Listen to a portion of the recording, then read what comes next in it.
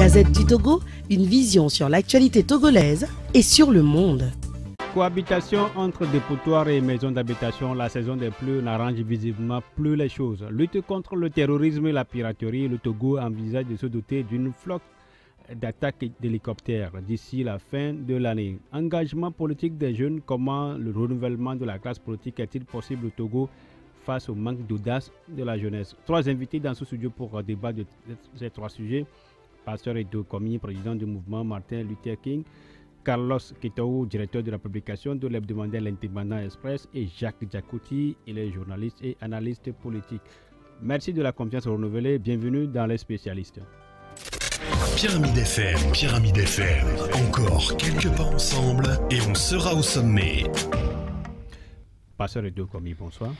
Oui, bonsoir Honoré, bonsoir aux auditeurs, aux études de Pyramide FM. Bon retour. Oui, bon, écoutez, c'est vrai qu'on est là. Et l'essentiel, c'est que ceux qui nous ont précédés ont fait de très bons boulots. De l'un, je les ai suivis. Jacques Djakouti, bienvenue. Merci Honoré. Bonsoir aux auditeurs et auditrices de Pyramide FM. Carlos Ketou, bonsoir et bon retour. Merci. Bonsoir Honoré. Bonsoir chers auditeurs et auditrices de Pyramide FM. Premier sujet de cette émission, les dépotoirs et les maisons d'habitation se côtoient, c'est une réalité au Togo, et la saison des pluies, qui est déjà aussi une réalité, inquiète.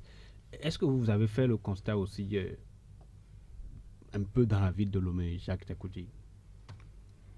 Là, vous avez raison. Je crois que aujourd'hui, quoi qu'on dise au sein de notre ville, c'est-à-dire Lomé, hormis même les dépotoirs dont vous parlez, il y a également, vous allez constater qu'il y a également des routes qu'on a dû entamer, qui ne sont pas terminées, qui constituent également un problème pour les riverains. Et hormis également ces routes, vous avez parlé des dépotoirs. C'est vrai qu'aujourd'hui, avec ces dépotoirs, vous allez voir que les riverains ne savent plus où jeter leurs ordures. Au fait, le vrai problème, c'est ça. Aujourd'hui, les gens ne savent plus où jeter leurs ordures. Et les sociétés qui étaient chargées de venir enlever ces ordures aujourd'hui, on ne voit plus ces sociétés. Et l'autre aspect également qui pénalise les populations, c'est la chute de ces déchets-là. Entre-temps, vous savez qu'on déposait ces déchets au niveau du champ de tir, mais depuis un certain temps, on les interdit maintenant de pouvoir déposer ces ordures là-bas. Il paraît qu'il y a une place vers Mouepé qui sera aménagée pour qu'on puisse jeter ces déchets là-bas. Je crois que effectivement, c'est vraiment un problème. Aujourd'hui, le général Berena, avec sa structure ANAZAP, fait quelque chose, mais il est important qu'on puisse réfléchir pour voir comment ramener ne serait-ce que la voirie. Vous savez, c'est vrai que dans certains quartiers, vous allez remarquer qu'il y a les gros camions qui circulent, qui klaxonnent à des heures données pour inviter la population à sortir avec leurs déchets, les ordures. Mais il est important de revoir comment ressusciter la voirie. Parce que la voirie aidait tellement ces populations. Aujourd'hui, nous constatons que la plupart de ces populations, la plupart de ces riverains, ils creusent des trous au beau milieu des routes et c'est dedans qu'ils versent les ordures. Et vraiment, c'est vraiment un problème, un danger pour la population. Pasteur Edo, vous avez l'habitude de sillonner le Togo de long à large. Lomé, la réalité est là, on en voit un peu partout, mais l'intérieur également n'est pas épargné. Non. D'abord, parlons de la capitale, comme Jacques venait de le dire. Vous prenez la capitale Lomé aujourd'hui, l'insalubrité est totale, hein? Est totale avec les dépotoirs sauvages qui sont un peu partout, faute des moyens, faute des lieux appropriés pour pouvoir jeter les ordures. Et cela doit nous inquiéter puisque cela est à la source des maladies. Vous savez, c'est des problèmes d'hygiène. Et aujourd'hui, même les services d'hygiène et d'assainissement n'y sont plus. Peut-être que le bureau est là, le service est là, mais apparemment on ne voit plus ces agents-là qui faisaient la fierté quand même qui faisaient la fierté jadis, parce que les gens circulaient de maison en maison et observaient la propriété d'abord des maisons même, et puis des devantures. Aujourd'hui, il n'y en a plus. Il n'y en a plus ce genre d'agents qui circulent de maison en maison pour la propriété de nos maisons. Donc, c'est vraiment un problème. Mais la question est de savoir à qui la faute. À qui la faute? À qui la faute, comme je venais de dire? D'abord, à l'État qui a presque démissionné. C'est vrai quand même qu'il y a aujourd'hui une structure quand même qui rend certaines parties de la ville propre. Hein. On les voit chaque jour. Hein. Chaque jour, sont en activité. Moi, je les félicite parce que je les vois toujours. Je ne connais pas l'effectif, mais je les vois un peu dans certaines parties de la ville qui rend ces parties-là propres. Mais maintenant, le reste est que, malgré cela, on voit quand même que il y a la cohabitation entre les dépotoirs et les maisons d'habitation, ce qui est un danger pour la vie des Togolais. Deux, il y a l'incivisme. Hein, l'incivisme a quitté les Togolais, c'est-à-dire on ne voit plus cet intérêt des Togolais pour la chose publique. À quoi cela est dû? Bon, la question reste posée. Bon, donc, le manque de civisme fait que les gens peuvent crier. Des fois même, on voit, il peut y avoir des poubelles juste à côté, mais le monsieur jette le déchet à côté. Hein? La poubelle est là. Il voit bien qui doit jeter les déchets dans la poubelle, mais il fait juste à côté. Quand tu le dis, gare à toi si tu le demandes, si tu le disais, si tu voulais le ramener à l'ordre. Mais tu vas avoir les dettes de tes anciens, de tes aïeux. Ils vont t'insulter, ils vont te dire de n'importe, tasser de n'importe quoi, que c'est vous qui êtes au pouvoir, c'est vous qui mangez. Tu vois, donc l'incivisme aussi est là, même si c'est vrai que l'État ne peut pas tout faire. On ne peut pas attendre tout de l'État. L'État ne peut pas tout faire. Donc si l'État fait quelque chose, le gouvernement fait quelque chose, nous aussi essayons de faire au moins quelque chose. Mais c'est parce qu'aujourd'hui, on ne veut plus faire. Donc on veut que l'État fasse tout. Même les gens sont prêts aujourd'hui à demander à l'État de venir même dans leur maison, leur propre maison, même leur salon, balayer la chambre pour eux. Bon, je crois quand même que là, c'est un problème. Il va falloir quand même. Cela doit interpeller nous tous. Cela nous interpelle tous. Interpelle le gouvernement, mais ça interpelle aussi nous les citoyens, parce que nous qui avons négligé, nous qui ne voulons plus, en un temps soit peu, au moins pratiquer des gestes civiques. Donc voilà ce qui fait aujourd'hui, là où nous en sommes. Maintenant, les réalités sont là. Qu'est-ce qu'il faut faire pour endiguer cela, pour un temps soit peu, pour régler, pour que Lomé reprenne son... Pas seulement que Lomé. Lomé, bien, toute l'étendue du territoire, pour que nous soyons quand même, que nous soyons quand même dans des environnements qui sont sains. Cela pouvait naturellement nous éviter beaucoup de maladies. Carlos, est-ce que vous pensez que les autorités et les populations mesurent véritablement les risques? Tout le monde devrait mesurer les risques, parce que c'est un problème de santé publique qui relève de la responsabilité et des citoyens et des autorités et de toutes les organisations, notamment de la société civile. C'est un problème quand on a étudié la géographie au lycée, on nous disait que l'urbanisation galopante a des conséquences. Et l'une des conséquences, c'est la prolifération des déchets, des ordures à travers la rue. Et en même temps, on nous avait enseigné que quand il y a cette démographie qui est en train de prendre de l'ampleur, il faut prendre des mesures pour que les conséquences fastidieuses, notamment la question de la prolifération des ordures, puissent être jugulées, afin que les populations qui viennent s'installer vivent dans un environnement sain. Et au Togo, c'est vrai, de plus en plus, il y a une urbanisation galopante, il y a la démographie qui augmente, et il y a des infrastructures qui se créent, mais est-ce que les autorités togolaises prennent en compte la question de la prolifération des ordures, des déchets? Est-ce que dans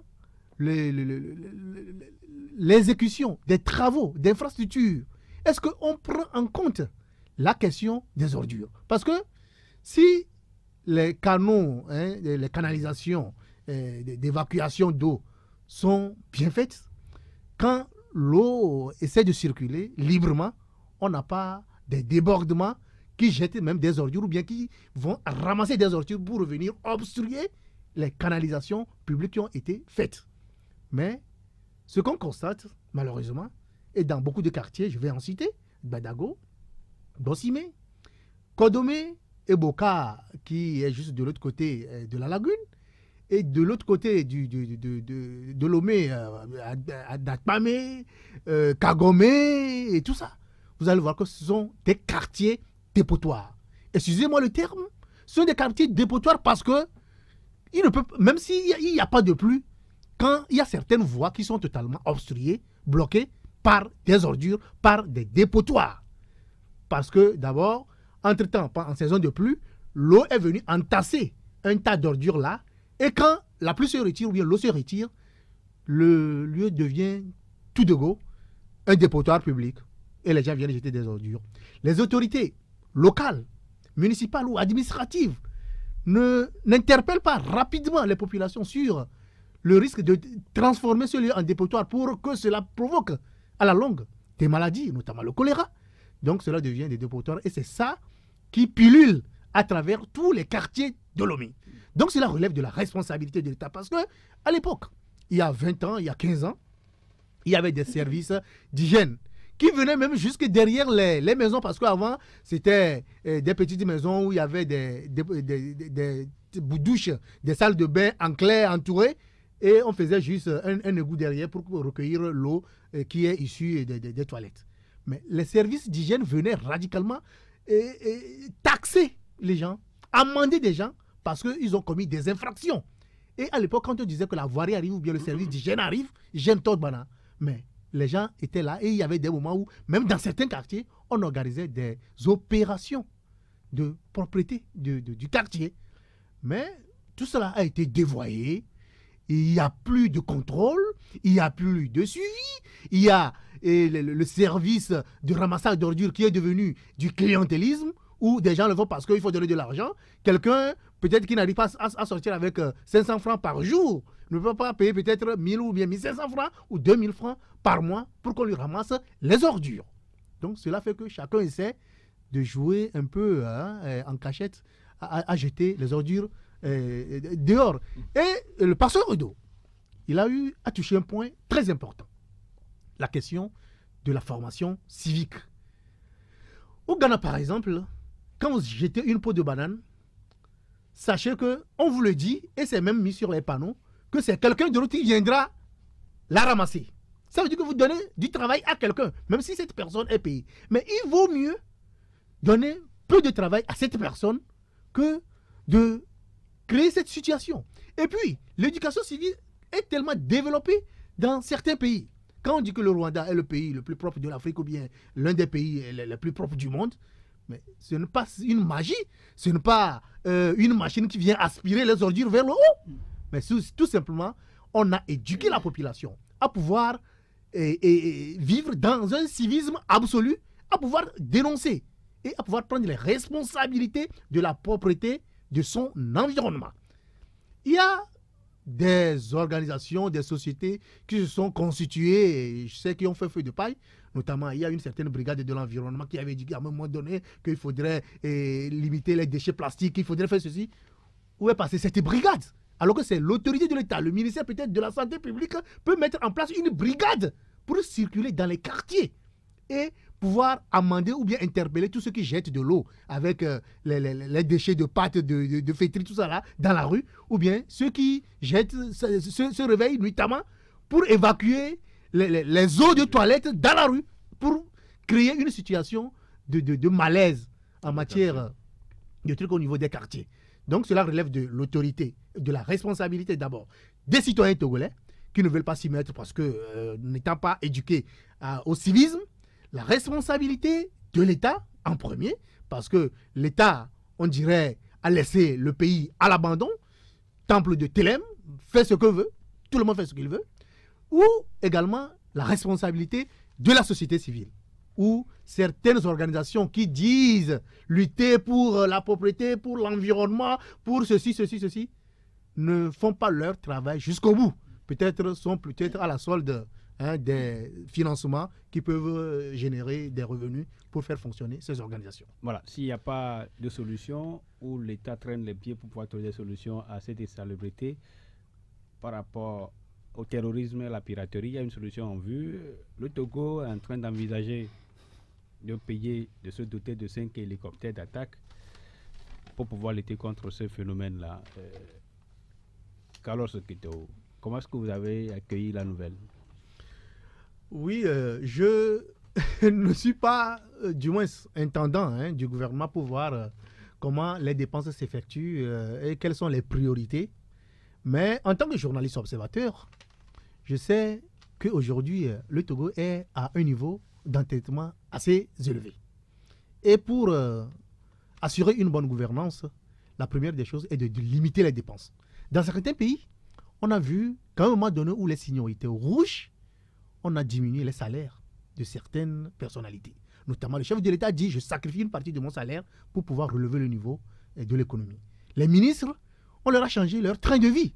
Au lieu des Foruna, au lieu des Prado de commandement, au lieu des bons d'essence de 10 000 litres, de 30 000 litres le mois, on dit il faut faire économie de tout cela pour que le pays puisse respirer en matière financière. Donc, le Togo est lourdement endetté. Ça, tout le monde le sait. Les économistes l'ont démontré. C'est pourquoi le Togo fait aujourd'hui recours au Fonds monétaire international, aux institutions de Bretton Woods, pour essayer de faire des prêts qui seront remboursés par le Togo dans 10 ans, dans 20 ans, dans 30 ans, dans 50 ans, peut-être dans les générations à venir, par les générations à venir. Et l'heure ne devrait pas être à l'achat d'hélicoptères. Parce que, quoi qu'on dise, le monde entier est frappé par la question de la sécurité, notamment maritime. Mais honnêtement, le Togo est moins frappé parce que nous n'avons pas encore eu des conséquences directes d'une attaque des pirates au Togo. C'est le moindre mal, en tout cas. La sécurité sur terre est beaucoup plus en nombre que la sécurité maritime. C'est vrai que le Togo en fait une politique internationale qui essaie de créer l'engouement, l'enthousiasme au niveau international.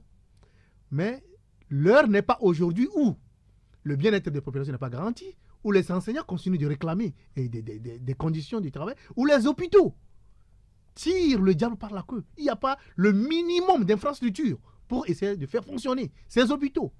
Ou même au niveau des retraités. Hier, j'ai été approché par un retraité qui me dit qu'on a même tendance à réduire également leur pension de retraite, tout simplement parce que l'État n'a pas les moyens de pouvoir à cela. Alors qu'il y a quelques 10 ans, 15 ans, on a eu, après la retraite, versé 12 mois d'affilée à des fonctionnaires parce qu'ils étaient bien nantis. Bon, face à toutes ces situations, à tous ces problèmes, l'heure n'est pas à acheter des hélicoptères. Et je suis en train de voir ici les hélicoptères Gazelle. On dit 5. Environ, un hélicoptère Gazelle doit coûter 3 millions 48 000 $. Je ne sais pas combien ça fait. 3 millions de dollars, ça fait déjà... 1 milliard. Ça fait 1 milliard, disons 1 milliard 500. Donc pour les 5, 1 milliard 500 fois 5, on atteint les 8 milliards. Presque 10. Ou 10 milliards. Parce qu'il y aura des entraînements, il y aura tout ça. Mais quand j'ai lu l'article de Jeune Afrique, c'est ce qui est encore beaucoup plus scandaleux. On dit que c'est la France qui va nous fournir ce matériel de guerre, les hélicoptères Gazelle. Et on dit dedans que c'est pas nouveau, le ministre de la Défense a donné des consignes au niveau de la France pour qu'on puisse voir dans les hélicoptères d'occasion. Oui, voilà. Au niveau de la France, pour qu'on puisse prendre ces hélicoptères d'occasion, les réhabiliter un tout petit peu avant de les confier au Togo, de les vendre au Togo à plus d'1 milliard. Vous ne voyez pas que nous sommes... que c'est bizarre, nous vivons dans une bizarrerie qu'on ne comprend pas. Je vais vous donner l'exemple des bus Sotral. Les bus Sotral n'ont pas été achetés neufs. C'est des parcs qu'on est allé prendre quelque part où les bus ont été déjà amortis, utilisés, qu'on a ramené, qu'on a remis de la peinture. Tolérée peinture comme on le dit. Les conséquences, vous les voyez. Il y a déjà au moins 3 ou 4 bus qui ont été incendiés, qui ont pris feu de d'eux-mêmes. Bon, à part celui que les manifestants ont brûlé. Et toutes les fois, vous allez voir au niveau de la ville, Sotral intervention. Ça veut dire qu'il y a un bus qui est tombé en panne ici, il y a un bus qui est tombé en panne là. Donc c'est la même chose qu'on va faire des hélicoptères. Ça veut dire qu'un matériel d'occasion, une voiture d'occasion que tu achètes, coûte beaucoup plus cher en matière d'entretien qu'un matériel neuf. Pourquoi? Où est l'urgence d'acheter les 7 hélicoptères si on n'a pas les moyens? S'il faut mettre de l'argent pour acheter 2 ou 3 hélicoptères neufs pour pouvoir faire la chose avec 10 milliards, bon, c'est mieux parce qu'on gagne en entretien, on gagne également en qualité de prestation. Mais si on va acheter des hélicoptères d'occasion au moment où les signaux sont rouges, je pense que seules les autorités peuvent justifier cela. Peut-être que c'est ce que le Togo a demandé à acheter. Un État. Passeur de tout. Le terrorisme, la piraterie maritime, ce sont quand même des réalités aussi. Oui, ce sont des réalités. Et le Togo n'est pas le seul pays. C'est des réalités internationales. C'est le monde tout entier qui est aujourd'hui, qui suit de près les activités terroristes. Mais en matière d'achat des 5 hélicoptères, je ne sais pas si ce qu'on avait acheté pour la sécurité maritime, je ne sais pas si c'est la suite ou bien c'est la même chose. Bon, moi, c'est la question que je me pose. Je ne sais pas si ce qu'on avait déjà acheté, qui devait être acheté, dont on n'a pas vu, hein, dont on n'a jamais vu matériellement, je ne sais pas où est-ce qu'ils sont passés, ces hélicoptères. Et maintenant, est-ce qu'il y a urgence, comme Carlos a déjà développé, est-ce qu'il y a urgence? C'est vrai quand même que le Togo en fait une politique internationale qui lui va bien, hein, qui va bien à notre pays. Peut-être que là, c'est à notre actif parce que c'est notre pays. Hein, ça, nous sommes des citoyens, c'est notre pays. Mais est-ce qu'aujourd'hui, à part avec ce que les mouvements, hein, des enseignants, avec l'État, hein, l'État défavorable, hein, l'État, on ne sait, je ne sais pas comment le décrire, de nos centres de santé, est-ce qu'on n'a plus besoin des hélicoptères? Mais c'est la question qu'on peut se poser. Bon, donc, il y a des priorités et je crois, comme Carlos dit, aujourd'hui, l'économie, le Togo est surendetté. Et il y a lieu quand même que nous réduisions les dépenses pour pouvoir vivre, pour que le Togo puisse survivre. Mais le fait que nous allons prendre dizaines de milliards encore pour aller acheter les hélicoptères et les hélicoptères de seconde main, et ça fait très mal. Ça fait très mal et il y a lieu quand même que le Togo, normalement, nous les citoyens, nous sommes interpellés par ce genre de choses. La société civile, les partis d'opposition, les partis parlementaires, les députés sont interpellés dans ce genre de choses parce que c'est notre argent. Mais on n'a pas encore vu votre communiqué. C'est notre argent. Non, ça va venir. Connaissant passer d'ici demain, vous allez le communiquer. C'est notre argent. C'est notre argent à nous. Et son utilisation nous interpelle. Donc, je crois quand même que les autorités, le contrat, déjà on est en train de voir le contrat, tout est déjà préfet entre les deux pays. C'est selon Jeune Afrique, tout est déjà presque fait. Et cela, en principe, quand il y a l'urgence d'acheter des hélicoptères, cela doit passer par l'Assemblée nationale. Cela doit passer par l'Assemblée nationale. Parce que dépenser 8 milliards, débloquer 10 milliards. 10 milliards pour quelque chose, je crois que ça doit requérir l'assentiment, c'est-à-dire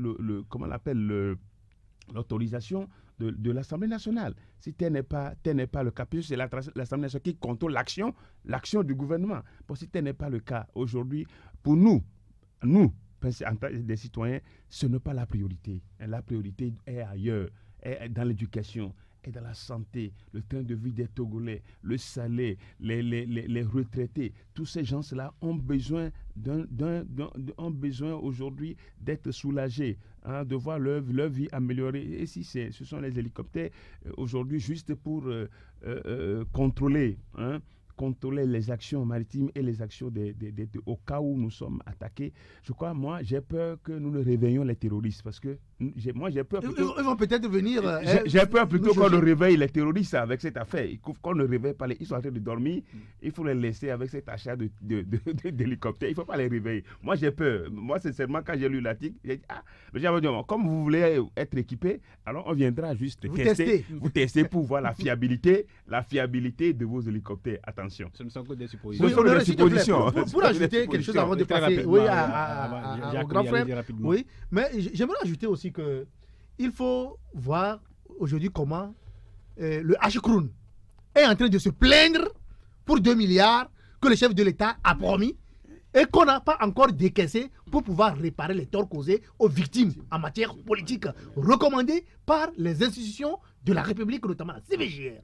On n'a pas encore trouvé les 2 milliards pour verser sur le compte de H-Kroon pour dédommager, alors qu'on a déjà lancé officiellement le processus de réparation. Les victimes sont là, attendent. On n'a pas trouvé les moyens pour ça. Peut-être que ça va venir. Et on pense que 10 milliards vont servir plutôt à faire acheter des hélicoptères. C'est scabreux. C'est scabreux.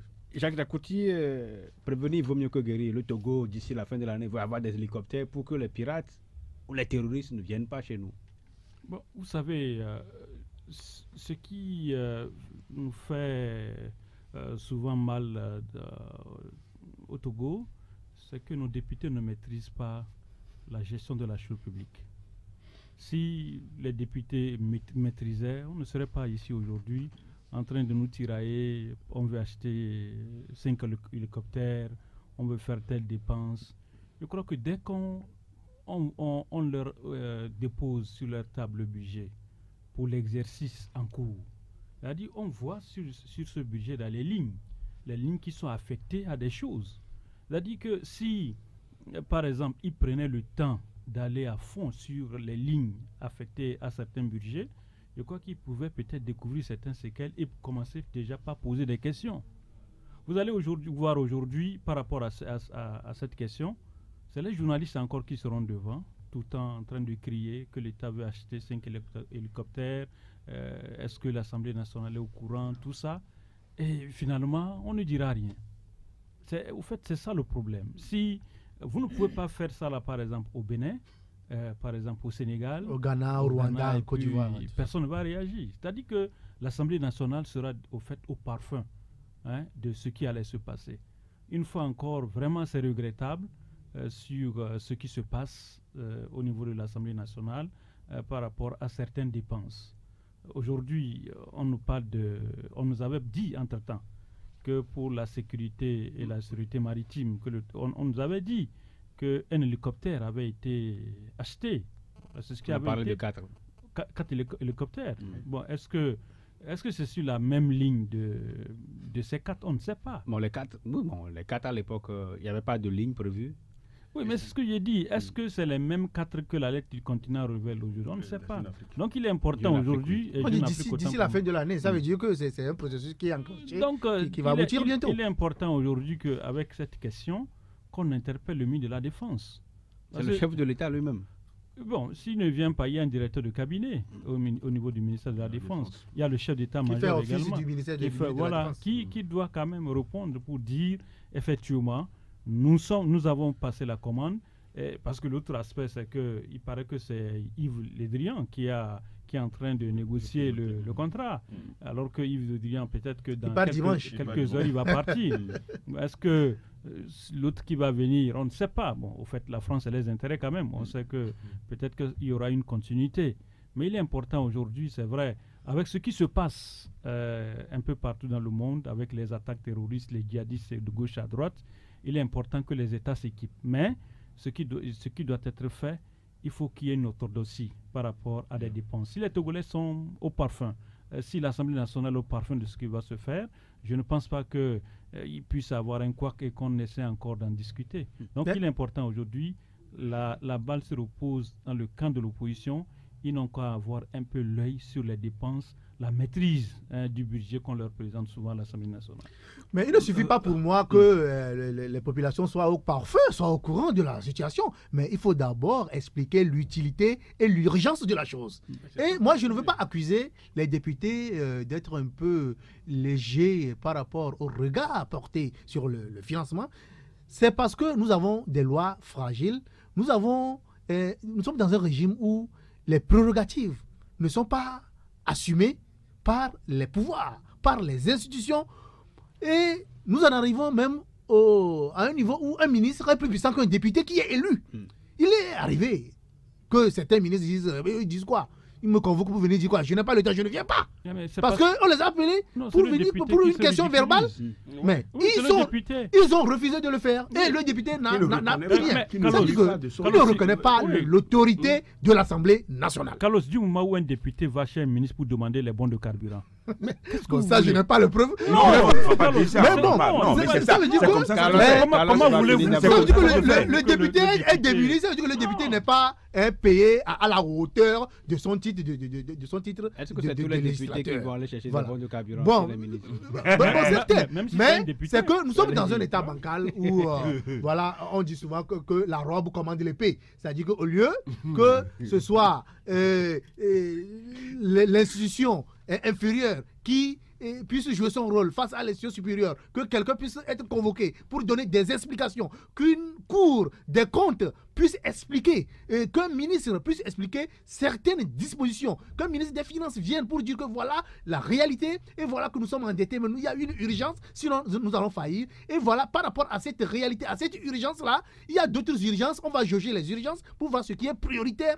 S'il n'y a pas toutes ces analyses qu'on appelle macroéconomiques pour essayer d'engager des dépenses, là, nous sommes dans une gestion villageoise.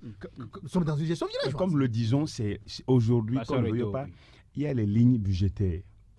Est-ce que c'est prévu? Oui. Voilà, c'est la question. Il faut vérifier si c'est prévu. Est-ce que si c'est prévu, alors ça a été déjà voté, ben, il n'y a plus de question parce qu'on sera obligé de l'accepter comme ça. Mais aujourd'hui, est-ce que c'est prévu? Si ce n'est pas prévu, je crois que les députés, là, c'est l'ensemble des députés. En fait, ça doit être l'ensemble des députés. Mais c'est vrai quand même que comme il y a la couleur, ben, il y a les couleurs au sein de cette Assemblée nationale-là. Vous allez voir, même si ce n'était pas prévu, les gens vont venir justifier. Hein, les députés vont venir justifier. Pourtant, ce n'est pas prévu par le budget. Ils vont venir justifier. Et dans ce cas, nos enfants peuvent nous demander, mais être député, c'est quoi?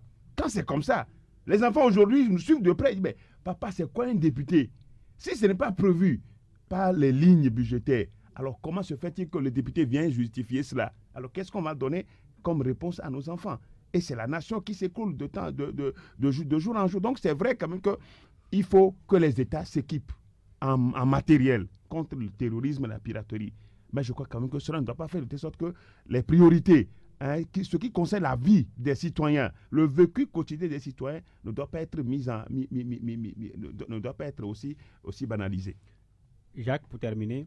Non, je crois que il y a les greffiers qui menacent d'être dans la rue, les enseignants en ont vu à plusieurs reprises, les agents pénitentiaires. Est-ce que vous ne pensez pas qu'il faille faire une action, du moins dans ce sens-là, avant que ces informations-là arrivent comme celle-là? Vous savez, moi je voudrais qu'on essaie de dissocier souvent ce qu'on appelle priorité et, par rapport à ce qui est prévu.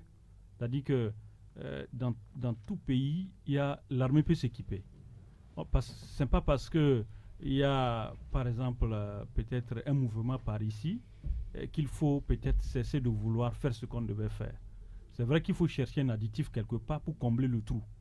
Moi, ce que je voulais dire, si effectivement l'armée avait proposé d'acheter ces hélicos, qu'on puisse donner l'information et qu'on puisse nous dire, voilà une ligne budgétaire qui a été prévue pour l'achat de cet équipement-là. On ne peut pas dire que, bon, parce que peut-être que Carlos n'est pas d'accord, il réclame ceci, donc il faut supprimer l'achat des hélicos. Vous comprenez? On a vu ça en Côte d'Ivoire, par exemple. Quand les mutins ont commencé, c'est vrai que Ouattara avait dit qu'il n'y a pas d'argent. Mais quand ils ont sorti les armes, il a trouvé l'argent. Et si aujourd'hui il s'est ravisé pour dire que le cacao a peut-être chuté et qu'il ne peut pas honoré son engagement, mais ça c'est un autre problème.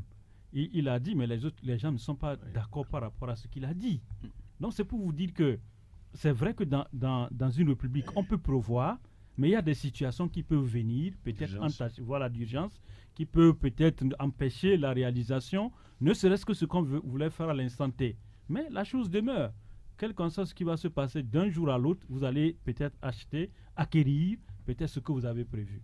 Donc, c'est pourquoi pour chaque budget, quand même, il y a des imprévus, il y a des lignes imprévues. Oui, mais ça, c'est trop important pour que cela soit pas classé dans les imprévus. Mais il faut savoir aussi également, en matière de gouvernance, qui a négocié le marché. Est-ce que c'est le ministre des Finances? Est-ce que c'est l'autorité, même le chef de l'État, qui a négocié l'achat de ces hélicoptères? Parce qu'entre-temps, quand vous allez encore fouiller dans cette histoire-là, nous allons mener des enquêtes, vous allez voir qu'il y a encore des dessous de table à dénoncer. Donc, bon, il faut qu'on fasse attention à tout cela, mais nous allons faire jouer notre rôle, notre journaliste, pour apporter beaucoup plus de lumière sur cette situation. Peut-être que la jeunesse, si elle arrive à prendre le pouvoir, elle peut arranger autrement les choses. Au Togo, on ne sent pas jusque-là la jeunesse s'engager comme cela se doit. On a vu la dernière fois, par son audace, Emmanuel Macron, à 39 ans, est devenu président de la France.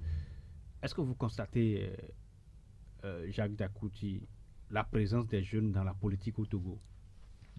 Le problème de la politique africaine, c'est l'audace et le courage de pouvoir s'engager à faire aujourd'hui la politique. C'est-à-dire qu'il y a des gens qui ne veulent pas laisser la place à ces jeunes-là de pouvoir s'affirmer. C'est vrai qu'au cours de son discours, au cours de la fête de l'indépendance la fois passée, le chef de l'État parlait de la libération des énergies. S'il faut libérer une énergie, c'est-à-dire qu'il faut laisser cette jeunesse-là s'affirmer. Vous allez voir en Afrique, lorsqu'un jeune, par exemple, veut s'engager dans la politique, souvent on le fait ombrage. L'ombrage, c'est quoi? D'abord, peut-être ce sont ses frères de village qui pourront l'empêcher parce qu'ils voient en ce jeune-là l'élan, qui puisse peut-être un jour couper les intérêts qu'ils avaient, vu l'envergure que ce jeune-là est en train de prendre au niveau politique. Et l'autre aspect également, c'est au niveau des partis politiques.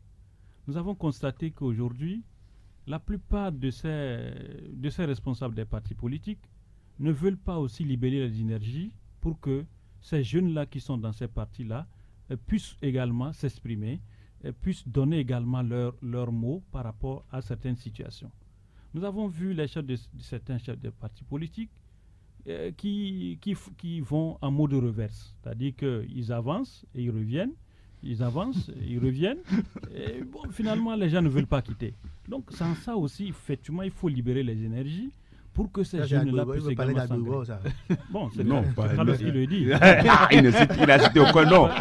Donc, il a parlé des laits leaders. Il est important aujourd'hui. En mode reverse. Il est important que les gens puissent vraiment laisser cette jeunesse-là également s'exprimer. Parce que Macron, il faut le reconnaître, si Hollande n'avait pas pris Macron à côté de lui, je ne pense pas que Macron sera ce qu'il est aujourd'hui. C'est-à-dire que Hollande a vu en ce jeune-là qu'il pourra faire l'affaire, il a balisé le chemin et il est ce qu'il est aujourd'hui. Mais si c'est en Afrique, peut-être qu'on allait coller à Macron peut-être une taxe pour dire qu'il n'a pas payé les impôts. Peut-être une escroquerie internationale. Il prend tangente, il s'en va. Donc il est important aujourd'hui. C'est vrai que cette jeunesse-là a l'énergie. Cette jeunesse, elle est intelligente. Il suffit seulement d'accompagner cette jeunesse-là. Elle pourra s'affirmer aussi, comme Macron. Carlos Ketaou, il se rapporte que les jeunes Togolais manquent d'audace dans l'engagement politique au Togo. Je ne partage pas trop cela.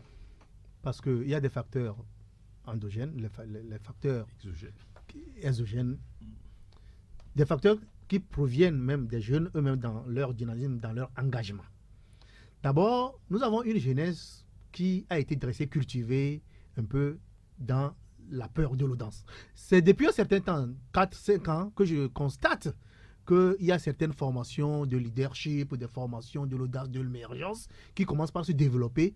Et on voit sortir certains jeunes. Mais encore, si ces jeunes sortent, on a l'impression qu'il y a une force qui les rabougrit, qui les étouffe, qui ne leur permet pas de pouvoir évoluer. Pourquoi? Parce que, disons-nous la vérité, tous les jeunes qui ont tendance à émerger, qui ont tendance à être dynamiques et à pouvoir réussir sur le plan financier, sur le plan économique, sur le plan des affaires, c'est des jeunes qui ont tendance à pouvoir jouer pour le pouvoir en place. C'est-à-dire à qui on peut coller facilement l'étiquette d'unir. Si tu n'es pas unir, tu ne peux pas avoir un marché pour pouvoir te développer, tu ne peux pas t'engager en politique pour aller loin. Il y a déjà cette pesanteur. Et puis, nous avons une éducation qui ne nous a pas permis de pouvoir développer l'excellence. Si on sait que un beau matin, on peut devenir ministre par hasard, là, on peut rester dans son petit coin sous l'arbre en attendant d'être ministre. Nous avons vu des ministres dans ce pays qui étaient sur une motomate qui n'ont jamais rêvé dans leur montagne qu'ils deviendront ministres, mais il a fallu des concours de circonstances pour que subitement, ils se retrouvent dans un cabinet ministériel. C'est leur destin. S'il y a cette tendance-là, exceptionnelle et extraordinaire, à pouvoir devenir une grande autorité, à se retrouver dans une situation carrément contraire à la situation précédente, donc on peut toujours attendre, la jeunesse peut toujours attendre pour en arriver là. Et puis, moi je ne suis pas très d'accord quand les gens disent que mais Macron, il est jeune, il est devenu président, c'est extraordinaire. Moi j'ai passé des nuits à suivre des documentaires sur la plupart des hommes politiques à travers le monde, notamment Macron. J'ai suivi le parcours de Macron sur Internet, comment ce monsieur, depuis l'enfance, a évolué, tout ce qu'il a fait. Il a travaillé pendant plusieurs années. Est-ce que nous travaillons autant? Vous imaginez, avant que Macron ne vienne faire un discours, il fait des répétitions devant sa Brigitte pendant plusieurs heures. C'est comme on fait les répétitions de théâtre. Il parle, on dit non, on reprend cette partie. Il reprend, vive la France, il dit ça 4 fois avec les bras, les coudes en haut. On lui dit que non, il faut plutôt redresser ceci. Il fait des entraînements assidus avant de se faire un seul discours. Sa démarche pour venir présenter le premier discours où il est sorti du pénombre avant de faire tout cela, tout est préparé. Donc il n'y a pas de hasard dans ce qui se passe. Et il a mobilisé, depuis qu'il avait ses 17 ans, quand vous connaissez son passé, les énergies en matière de capacité intellectuelle, en matière de capacité morale, en matière de capacité civique, en matière de capacité d'audace à s'imposer et à se faire admirer. Ce n'est pas Hollande qui l'a fait. À un moment donné, comme on l'a dit à travers son parcours, il a dit, je vais quitter, je vais aller en Allemagne enseigner parce qu'il parle bien allemand, il peut enseigner en allemand, il peut enseigner en anglais. Il devait aller là-bas. Quand on l'a appelé pour être ministre des Finances, et c'est à partir de là qu'à un moment donné, il s'est dit que je suis ministre des Finances. Valls, premier ministre à l'époque, Jacques Attali qui l'a proposé. A mis la pression sur lui, a voulu le minimiser. Mais quand il s'est engagé pour être président de la République, il a eu également de la chance où la gauche était déchirée parce que Fillon avait des problèmes d'intendance. La droite. Et aussi au niveau de la gauche, il n'y avait pas un candidat de poigne. Sarkozy était éliminé, tout ça là. Donc il a eu tous ces facteurs qui ont joué en sa faveur. Et concernant la jeunesse togolaise, je me dis, moi y compris, que nous perdons beaucoup de temps sur des inutilités. Nous perdons beaucoup de temps pour ne pas travailler et le gagner peut-être 5 ans, 10 ans, 20 ans après. Quand on s'engage dans une logique, on veut tout de suite commencer par gagner. Et surtout en matière d'argent. Quand on s'engage en politique et que 2 ou 3 ans, on n'a pas un poste, nous avons vu des gens qui se sont révoltés contre les leaders tout simplement parce qu'on ne les a pas proposés ministres, qu'on ne leur a pas donné un poste parce que ceci. Nous avons vu des partis politiques de jeunes qui, 1 an après leur création, commencent par négocier le gouvernement pour aller gagner quelque chose. Mais quand vous allez dire dans ce gouvernement-là, quelles seront les chances pour vous si vous n'êtes pas allé parce que vous êtes admiré politiquement, parce que vous avez forcé l'admiration de ceux qui sont en train de gouverner pour que vous veniez travailler pour construire le pays. Alors, à quoi servirez-vous si vous prenez le large pour pouvoir construire le pays de vous-même?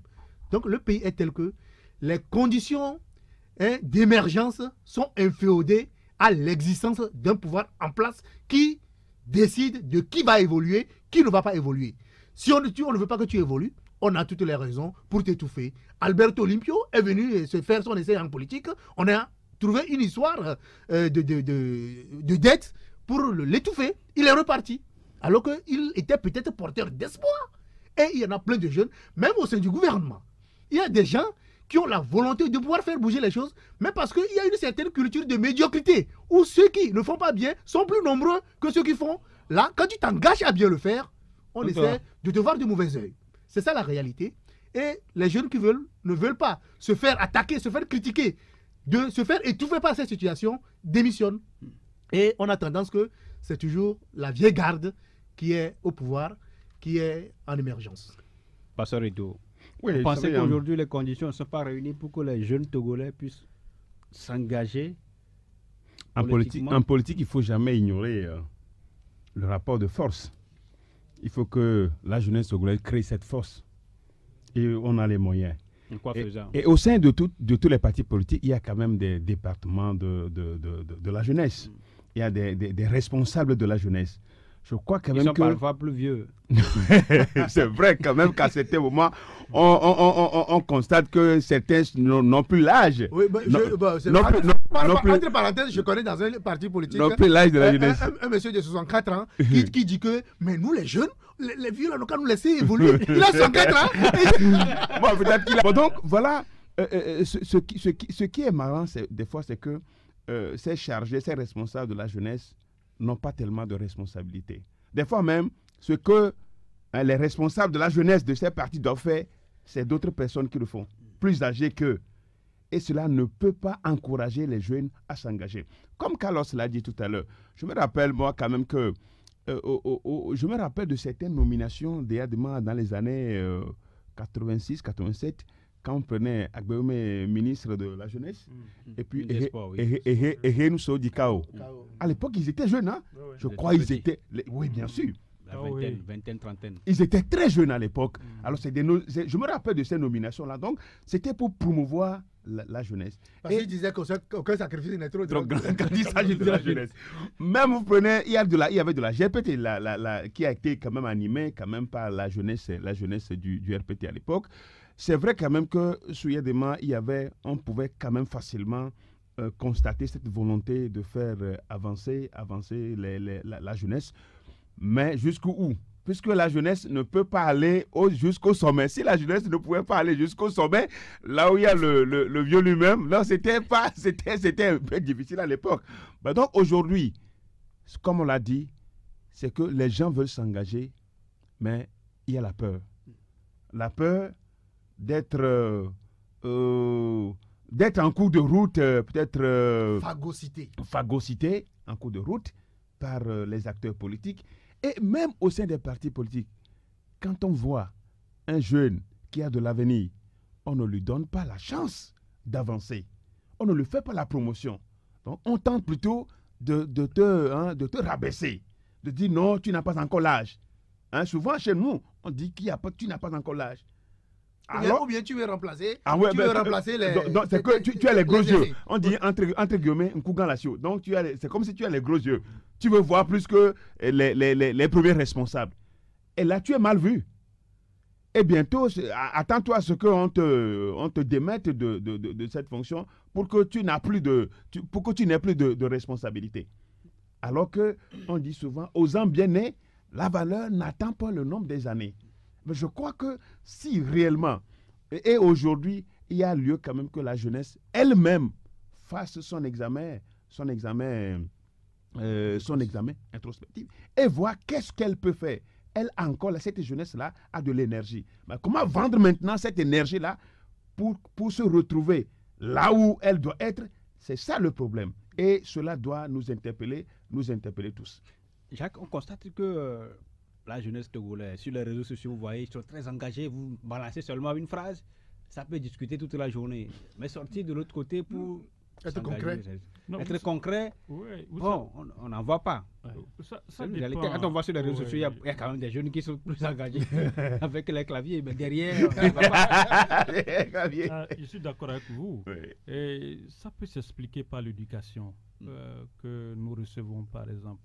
Vous savez, souvent nos parents disent que Abwe Baragno ou Ekou, c'est-à-dire que vaut mieux vivre que de mourir tôt. C'est-à-dire que, bon, la politique là, ne vous engagez pas.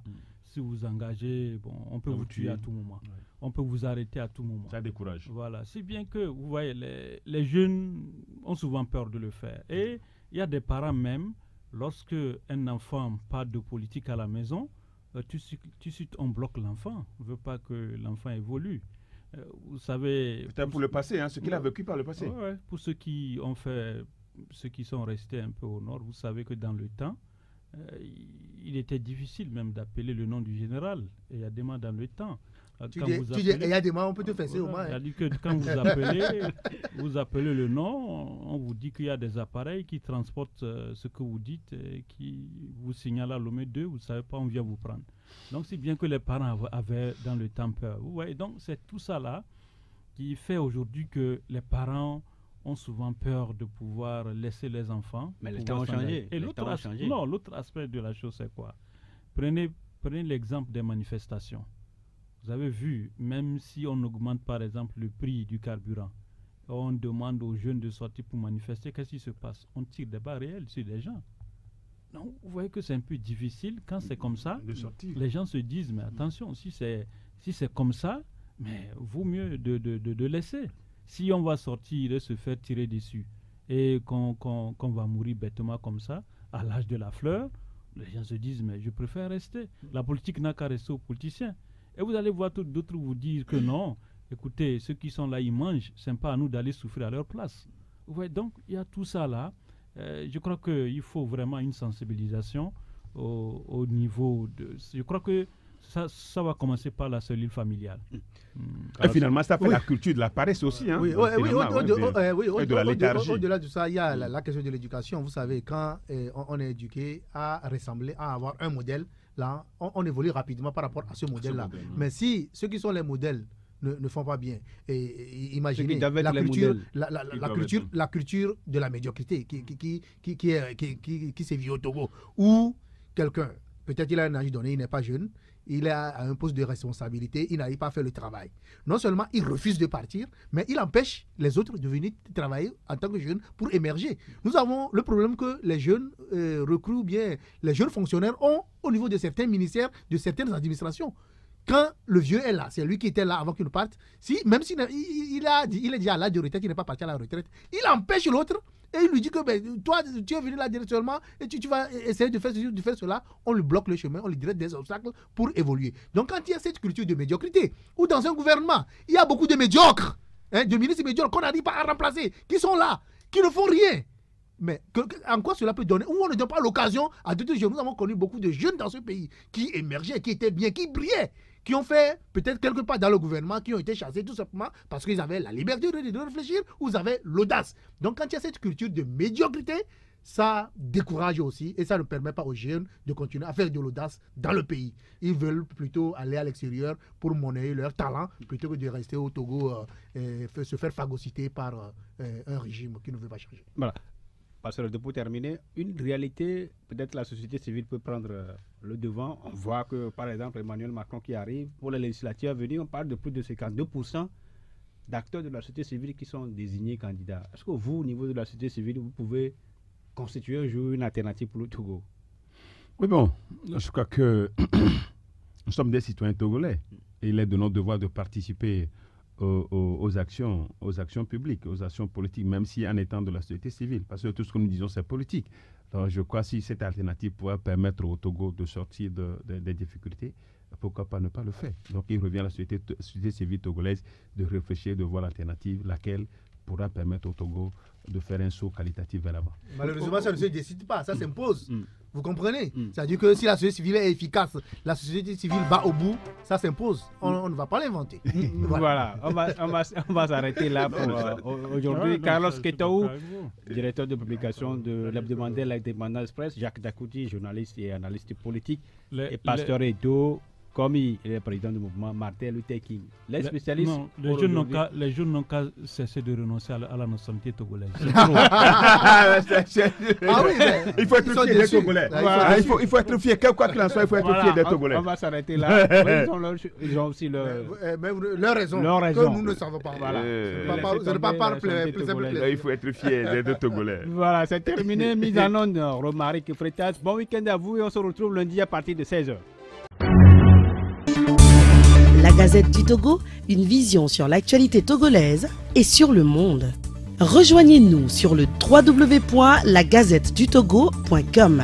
ou sur nos comptes Facebook, Twitter et YouTube. Pour tout contact, écrivez à contact@lagazettedutogo.com ou appelez le 92 80 88 53. La Gazette du Togo, c'est l'information en continu.